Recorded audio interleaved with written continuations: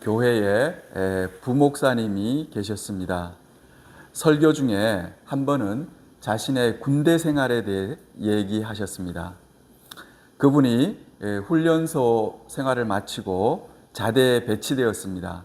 근데 그 자대가 휴전선 부근의 최전방에 배치를 받았습니다. 근데 갔더니만 그 부대는 신기하게도 보통 다른 부대는 그 축구를 많이 합니다. 근데 그 부대에 갔더니만 씨름을 그렇게 하더래요. 전부 다 항상 시간만 되면 씨름을 하더래요. 그런데 이 부목사님이 덩치가 있었습니다. 그래서 자기가 가니까 야, 너 저기 힘 좀 쓰겠다 그러면서 그렇게 씨름을 시켰습니다. 그런데 자기보다 훨씬 덩치가 작은 사람한테도 이 씨름을 붙으니까 넘어가는 거예요. 그러다가 이 부목사님이 휴가를 나왔습니다. 휴가를 나와서 자기 친구 가운데 씨름 선수 출신인 그런 친구가 있었어요. 그래서 그 친구한테 가서 그 한 가지 기술을 배우게 되었습니다. 그 기술이 뭐냐 그러면 배지기 기술이었습니다. 이 배지기 기술이라는 것은 상대방의 힘을 역이용해서 상대방을 넘어뜨리는 그런 기술입니다. 이걸 배우고는 이제 부대에 복귀해서는 군대 생활 끝날 때까지 그 씨름을 해서 한 번도 진 적이 없었다고 합니다. 여러분이 화면 한번 보시기 바랍니다. 지금 화면에 나오는 것이 저게 이제 배지기 기술이 됩니다. 이 부목사님은 이 그 한 가지 요령을 터득한 거죠. 한 가지 기술을 자기가 습득해가지고 그걸 자기 걸로 만드니까 그 다음에 이제 씨름을 하는데 한 번도 진 적이 없대요. 그렇게 되었습니다. 오늘 본문에서 사도 바울은 신앙생활하면서 배지기 같은 자신의 비법, 자신의 비결, 그것이 있다고 고백하고 있습니다. 11절 말씀 우리 같이 읽도록 하겠습니다. 내가 궁핍함으로 말하는 것이 아니니라. 어떠한 형편에든지 나는 자족하기를 배웠노니. 사도 바울에게 있어서 자신의 신앙생활을 승리로 이끌어주는 그런 비법, 비결, 그게 있었는데 그건 뭐냐 그러면 자족하는 것이었습니다. 자족이 바로 사도 바울의 신앙생활의 비결이었습니다. 이렇게 자족을 배우고 나니까 사도 바울은 사탄과의 싸움에서 백전백승을 거둘 수가 있었습니다. 자족이라는 말은요, 여러분 화면 한번 보시기 바랍니다. 헬라어로 아우타르케스라는 말입니다. 그리고 저기 한자를 보면요, 스스로 만족하게 여김이라는 뜻입니다. 혹은 스스로 족하게 여김, 이런 뜻이 되겠습니다. 여러분, 이 자족이란 말을 그 자체로 봐도 그렇습니다. 자세히 보면요, 스스로 만족하게 여긴다. 이 말 속에는 뭐가 포함되어 있냐 그러면 지금 자신의 상황은 만족스럽지 못하다는 거예요. 만족스럽지 못하는 상황에서 스스로 만족스럽게 여기는 것이 바로 자족입니다. 여러분, 우리 여기 11절을 다시 한번 보면요, 사도 바울이 이렇게 얘기하고 있어요. 내가 궁핍함으로 말하는 것이 아니니라. 어떤 형편에든지 나는 자족하기를 배웠느니, 이렇게 했죠. 이 말은 무슨 말이에요? 본인이 궁핍한 상황에 처해 있다는 얘기죠. 무슨 얘기인지 아시겠습니까? 예, 그런 얘기입니다. 내가 궁핍함에 처해 있지만 나는 거기에서 자족하기를 배웠다. 지금 그런 고백을 하고 있는 것입니다. 11절을 자세히 보면요. 자족하기를 배웠노니 이렇게 얘기하고 있습니다. 여러분, 자족함이라는 것은 이렇게 배워야 되는 것을 알 수 있습니다. 그냥 쉽게 그냥 저절로 되는 게 아니에요. 자족함은 내가 배워야 되는 것입니다. 배운다는 말은 무슨 말입니까? 배운다는 말은 시행착오를 겪으면서 알게 된다는 그런 말입니다. 여러분, 맛있는 수제비국을 만드는 법을 배우는 것을 한번 생각해 봅시다. 그러면 어떻습니까? 반죽을 좀 묽게 해야지만 수제비가 맛있어집니다. 근데 그걸 처음부터 알 수가 없죠. 반죽을 좀 되게 해가지고 그렇게 수제비를 만들었습니다. 그랬더니만 맛이 없는 거예요. 그럴 때 깨닫게 되는 겁니다. 아하, 수제비를 만들 때는 반죽을 생각보다 굉장히 묽게 해야 되는구나. 그래야지 이게 야들야들하고 이게 먹는 게 맛있어지는구나 하는 걸 알게 되는 것입니다.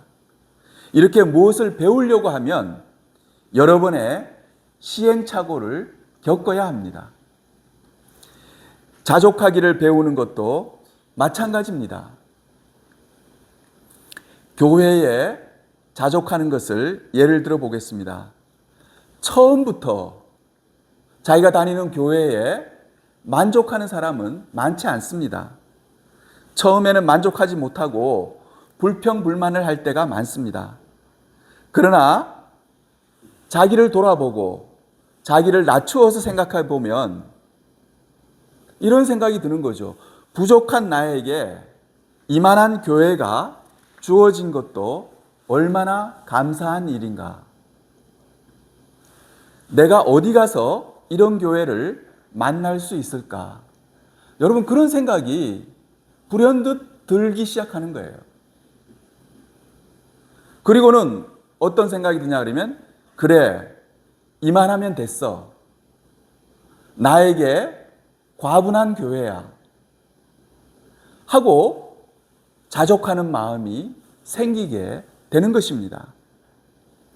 이렇게 많은 시행착오를 거쳐서 우리가 자족하는 것을 배우게 됩니다. 그리고 우리가 열심히 배워야 될 것 중에 하나가 다른 게 아닙니다. 자족하는 것을 배워야 됩니다. 이 자족하는 걸 배우면요, 씨름에서 배지기 기술과 같습니다. 그걸 하나를 잘 터득하면요, 얼마나 잘 요긴하게 사용할 수 있는지 모릅니다. 어떤 상황에 처했든지 내가 자족하게 되는 거예요. 스스로 족하게 되는 거예요. 그래, 이만하면 됐어. 이만하면 난 만족해. 더 바랄 게 없어. 그런 마음을 터득하게 되는 거예요. 자기가 높아져 있는 사람은 매사에 자족하지를 못합니다. 자족하지 못하기 때문에 자꾸 자기 주변을 바꾸려고 합니다. 혹은 자기 주변을 고치려고 하는 거예요.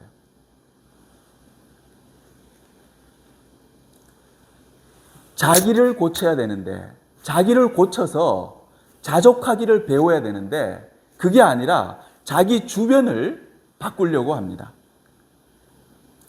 자족하지 못하는 사람의 특징입니다. 자족하지 못하는 사람은요, 남편을 고치려고 합니다.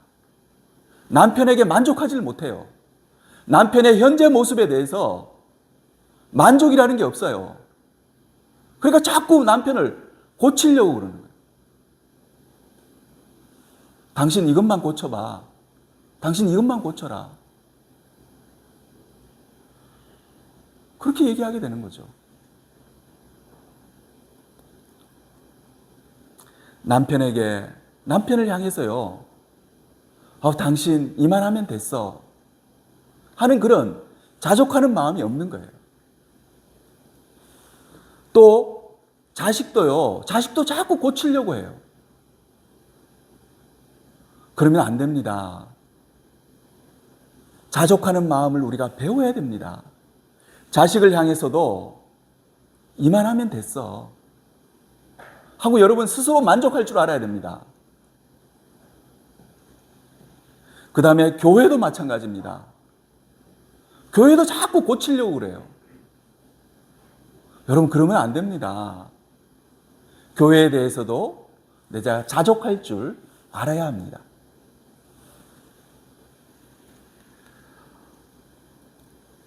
문제가 많은, 자족할 줄 모르는 자신의 모습은 보지 못하고 옆에 있는 사람, 내 주변 환경 이런 것을 자꾸 고치려고 해서는 안 됩니다. 우리는 이렇게 중요한 자족하는 법을 배울 줄 알아야 됩니다. 시간이 얼마나 걸리고 시행착오를 얼마나 겪더라도 결국은 우리가 신앙생활을 해나가면서 제일 중요하게 배워야 될 것은 바로 자족하기를 배우는 것입니다. 사도 바울은 그래서 그렇게 고백하는 거예요.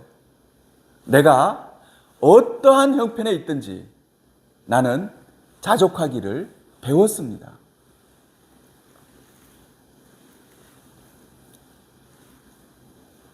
마태복음 7장 3절입니다. 여러분 같이 읽겠습니다. 어찌하여 형제의 눈 속에 있는 티는 보고 내 눈 속에 있는 들보는 깨닫지 못하느냐. 아멘. 예수님이 하신 말씀입니다. 옆에 있는 형제의 눈 속에 들어있는 티는 그렇게 잘 보면서 어떻게 네 눈 속에 있는 들보, 커다란 들보는 깨닫지 못하느냐, 이렇게 얘기를 하는 거죠. 마태복음 7장 4절입니다. 이것도 같이 읽겠습니다. 보라, 내 눈 속에 들보가 있는데 어찌하여 형제여 나로 내 눈 속에 있는 티를 빼게 하겠느냐. 이 자족하기를 배우지 못한 사람은 어떻게 하겠습니까? 자족하기를 배우지 못한 사람은 이렇게 자꾸 주변에 있는 사람, 내 옆에 있는 사람을 바꾸려고 해요. 그 사람을 고치려고 합니다. 그 사람 속에 있는 조그만 티를 뽑으려고 해요. 그러면 안 되겠죠. 자기 자신을 돌아보고 내가 먼저 겸손해져서 자족하기를 배워야 됩니다. 우리 오늘 본문 12절 말씀 같이 읽겠습니다. 나는 비천에 처할 줄도 알고 풍부에 처할 줄도 알아. 모든 일 곧 배부름과 풍부가 궁핍에도 처할 줄 아는 일체의 비결을 배웠다. 아멘. 12절에서 일체의 비결을 배웠다 그랬는데 이 일체의 비결은 뭐냐 그러면 바로 자족하는 비결입니다. 자족하는 그 비결을 배웠다고 고백을 하고 있습니다. 사도 바울은 여기 보면요, 비천에 처할 줄도 알고 그 다음에 풍부에 처할 줄도 알고 이렇게 얘기합니다. 그 다음에 배부름과 배고픔, 풍부와 궁핍 이런 모든 상황에서도 자족하는 일체의 비결을 배웠다고 그렇게 말하고 있습니다. 이렇게 자족하는 법을 잘 배운 사람은 범사에 감사하는 사람이 되고 행복한 사람이 됩니다. 100평짜리 아파트에 살아도 자족하기를 배우지 못한 사람은 감사할 줄 모릅니다. 이 사람은 절대로 행복한 사람이 될 수 없습니다. 반대로 13평짜리 아파트에 살아도 자족하기를 배운 사람은 눈만 뜨면 저는 제 아파트가 너무 좋아요. 저는 만족해요. 그렇게 하는 거예요. 그리고 하나님 감사합니다 하고 그 입에서 찬송이 나올 정도로 주님 앞에 감사하는 마음을 가지게 됩니다. 그러면 그 사람이 행복한 사람이 되는 것입니다. 그 사람의 행복을 누가 빼앗아 갈 수 있겠습니까? 13평짜리 아파트에 살면서 하나님께 크게 감사하는 그 사람의 행복을 여러분 누가 빼앗아 갈 수 있겠습니까? 그렇지 않습니다. 우리가 자족하는 것을 배워야 되는 중요한 이유입니다. 자족하는 사람이 바로 행복한 사람이 되는 것입니다. 한 아버지가 있었습니다. 딸이 둘 있었어요. 첫째 딸은 초등학교 5학년이었고 둘째 딸은 초등학교 1학년이었습니다. 그런데 이 아빠가 퇴근해서 집으로 갈 때 꼭 편의점에 들려서 호빵을 사가지고 갔습니다. 왜 그러냐 그러면요, 그 둘째 딸이 호빵을 그렇게 좋아하는 거예요. 그래 그걸 사다가 주면은 그 둘째 딸이 좋아서 펄쩍펄쩍 뛰어요. 그러니까 이 아빠가 그 호빵을 사들고 따끈따끈한 호빵을 사들고 집에 갈 때는 아빠가 너무 좋은 거예요. 그 딸이 좋아할 모습을 생각하면서. 그런데 큰 딸은 이제 좀 자기가 나이 들고 좀 이제 컸다고 호빵을 갖다 줘도 똑같은 호빵인데요, 그걸 갖다 줘도 시큰둥하는 거예요. 그리고 뭐라 그러냐 아빠한테, 아빠 파리바게트나 뚜레쥬르 가면 얼마나 맛있는 빵이 많은데, 그러는 거죠.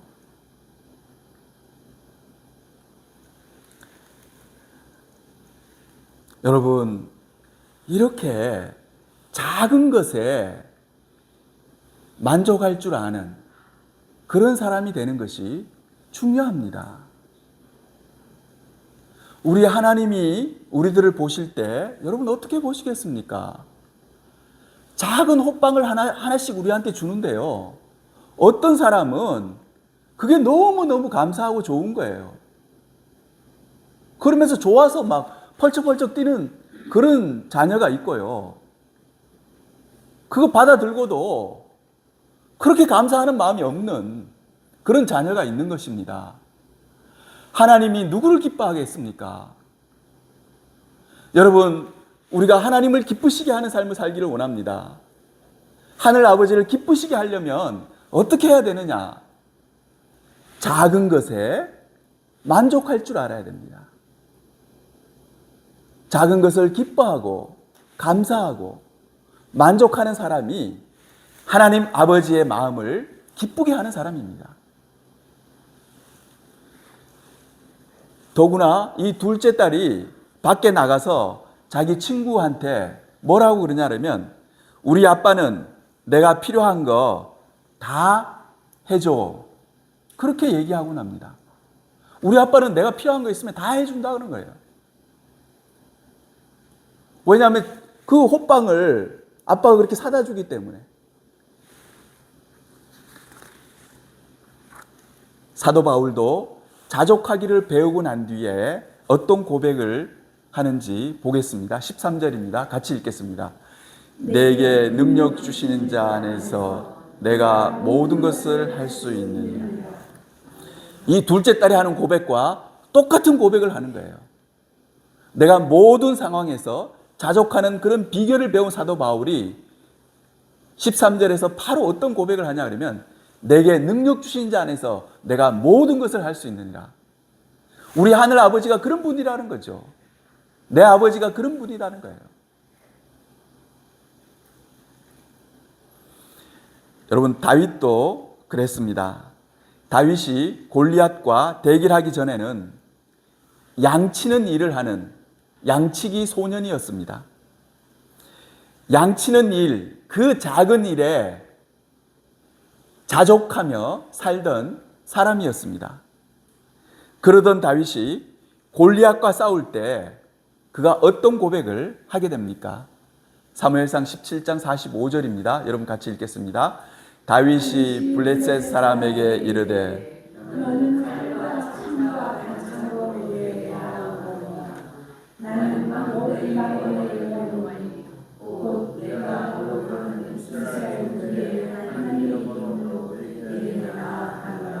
아멘. 이 고백은 무슨 말입니까? 내가 내 힘으로, 내 능력으로 내가 싸우는 것이 아니라는 거예요.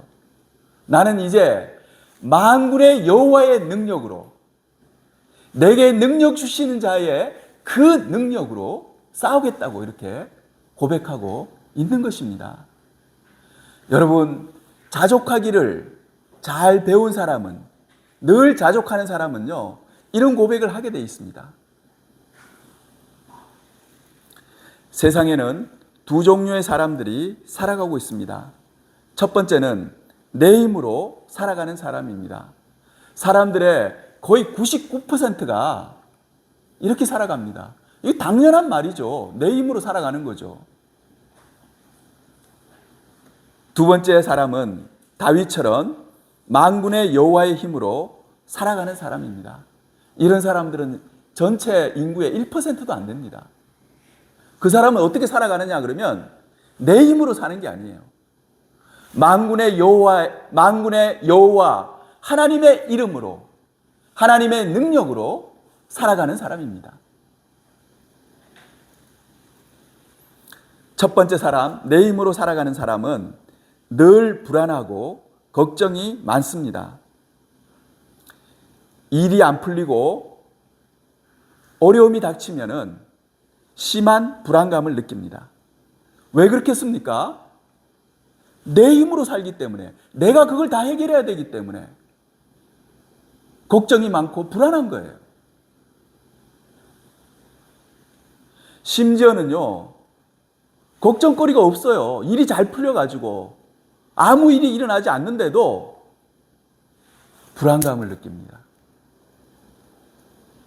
왜 그러냐 그러면 오늘은 이렇게 아무 일이 없었지만 내일이면 또 어떤 일이 일어날지 모르니까 그게 불안해지는 거예요. 밤에 잠을 못 자면서 걱정을 하는 거예요.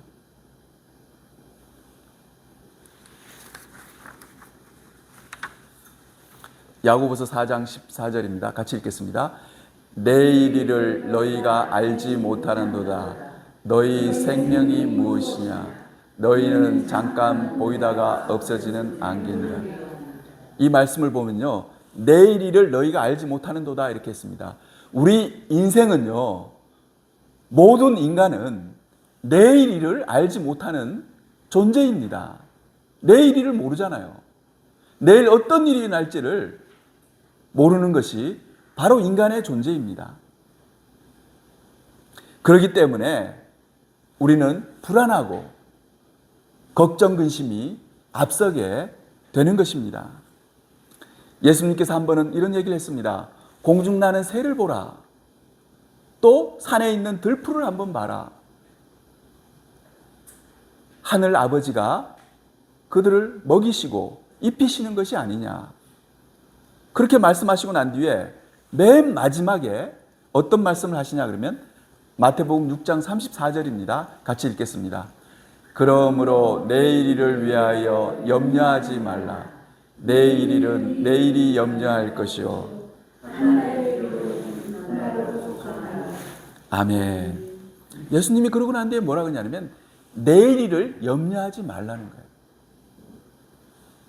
왜 그렇겠습니까?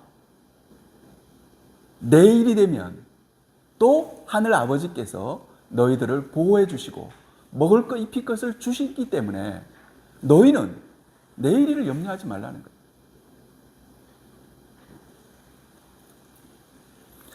자족하는 사람은 어떠냐 그러면 하나님이 공급해 주시는 것을 잘 알고 있는 사람입니다. 그렇기 때문에 자족할 수 있는 거죠.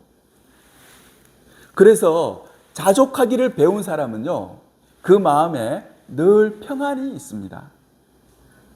내일 일을 걱정하거나 염려하지 않습니다.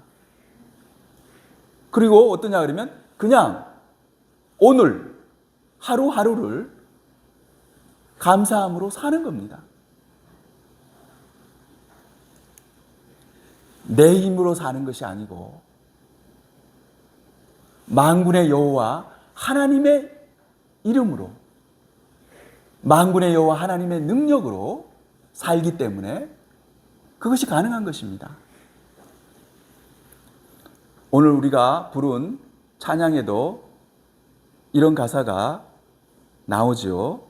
이 찬양은 어떤 형편에서도 자족하기를 배운 사람의 찬양인 것 같습니다.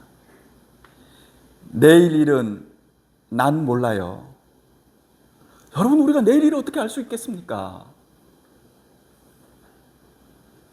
내 힘으로 사는 사람은요, 이것 때문에 불안해요. 내일 일은 난 몰라요. 하루하루 살아요. 불행이나 요행함도 내 뜻대로 못해요. 험한 이 길 가고 가도 끝이 없고 고네요. 주님 예수 팔레미사 내 손 잡아 주소서.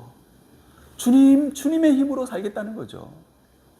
주님 예수 팔레미사 내 손 잡아 주소서. 내일 일은 난 몰라요.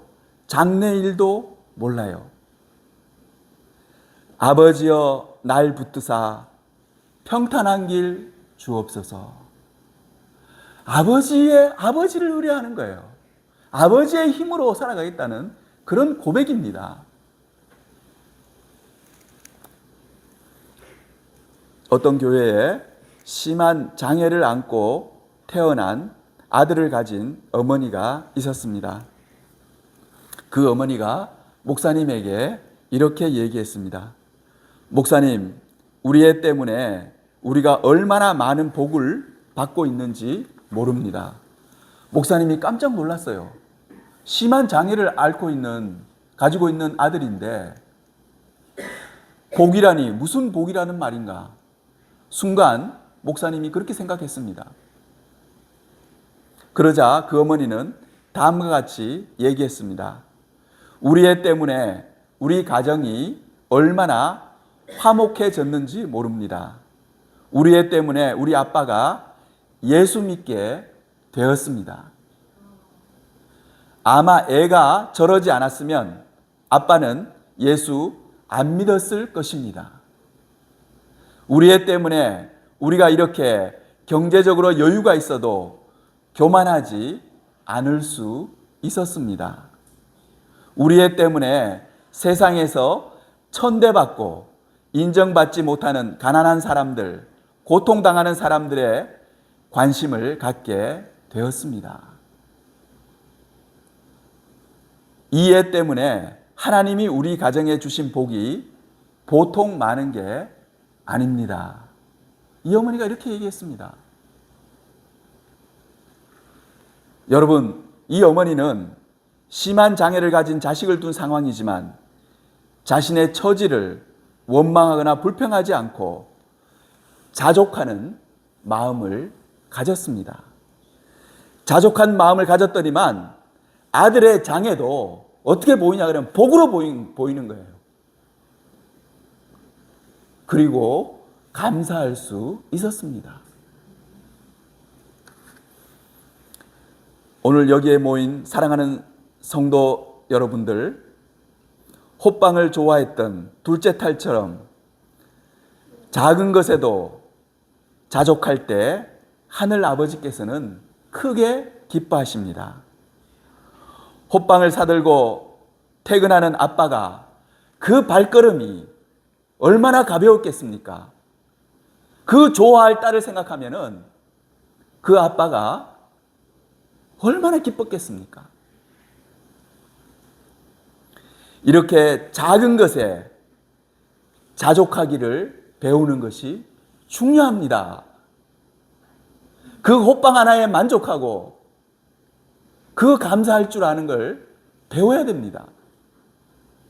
내가 좀 아는 게 많고 내가 좀 컸다고 그런 걸 다 잊어버리면 안 됩니다.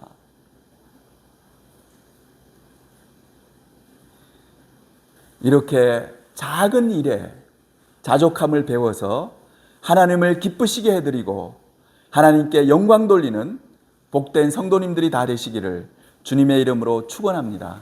같이 기도하겠습니다.